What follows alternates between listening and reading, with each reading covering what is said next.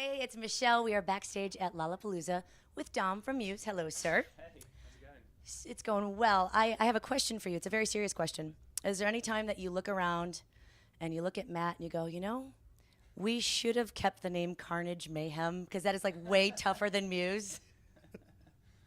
Um, well, fortunately not, but we've probably like produced a few tracks over the years that probably sound like Carnage Mayhem could have played them, or a band called Carnage Mayhem could have played them. But no, fortunately we dropped that and the whole ream of other terrible band names like Rocket Baby Dolls and Gothic Plague. That was actually my first band name, Gothic Plague.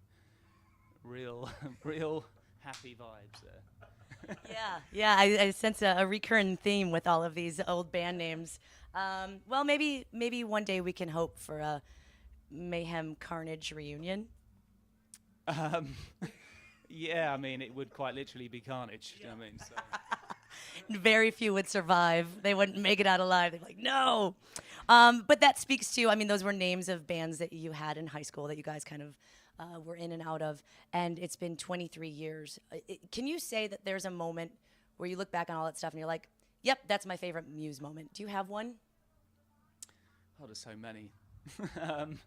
I mean, for me, it's normally like gigs, because those big moments, like headlining festivals like this, they're like such big moments and mean a lot, because they're such huge achievements. But to pick a couple, like the first time we played Wembley Stadium in England, which we released on DVD, so you can check that out. I mean, that was amazing because that felt like such a long shot, but we ended up like doing 2 nights there, and I think we were like the first band to sell it out as well. So that felt pretty chuffed with that one. Yeah. I love that you plugged your own live DVD. That was good. Also, I love that at Wembley, it's the only sporting venue I've ever been to that you can get falafel at. So I just really enjoy that. Oh. That's random. They don't do that in America. It's like, how much chili and cheddar can we put on this meat thing? It's very nice to have an option, is all I'm saying. So, obviously the Muse show, the live performance it's such a spectacle. There's so much production that goes into it. It's such a visual thing. And every year it seems like it gets a little grander. At what point are you guys just going to put like a rocket ship on the stage and just be like, yep, we're going to space because this is like now next, we have to keep going next level because we keep pushing, the envelope. One day, just in talks with Elon Musk and and Richard Branson at the moment to try and figure that out, and we could just take off straight after the gig's done, straight to the next city via space.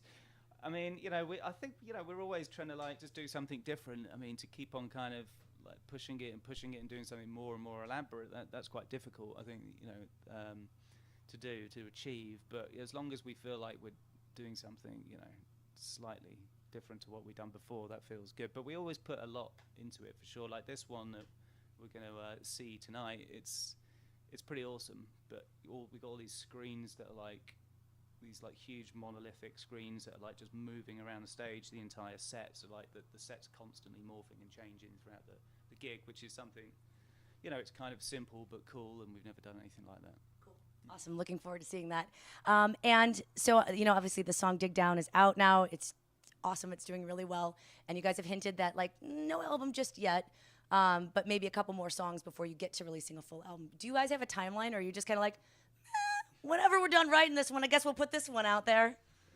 It's a little bit like that at the moment, but we're definitely thinking about, a new album and new music for sure.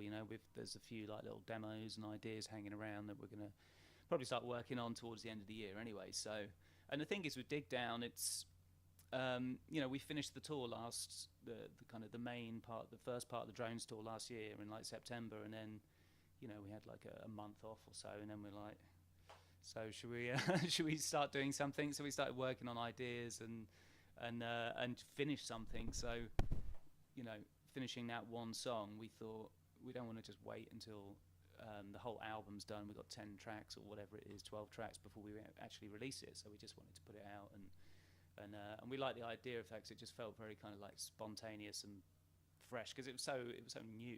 By the time it actually got released and people heard it, we'd literally just finished it. So it felt pretty cool. So I think we might continue to do that maybe, but I think the big picture will be some kind of album, I reckon.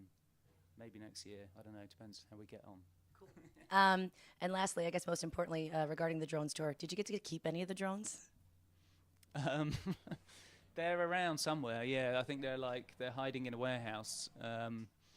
But they got pretty trashed. But they'd need a bit of TLC to actually get them working again. So you don't get to just take it for a spin when you feel like it. Yeah, well, maybe when I get back to London. But I mean, we've kept most of our stuff. We kept on a few years ago. We did a stadium tour around Europe, and we had this huge robot that came on stage, which was controlled by 2 people. With steam blowing out of its ears and mouth and stuff like that, and we had it. It was kind of like a prop that sang this track "Unsustainable," and we've kept that, and that is actually I think Matt was just talking about flying that over to California. It'd be a great thing for backyard barbecues. Yeah, I think he wants it set up in his back garden, so yeah. That's amazing. Thank you so much for the time. We really appreciate it, and we cannot wait for the set tonight. Yeah, thank you very much.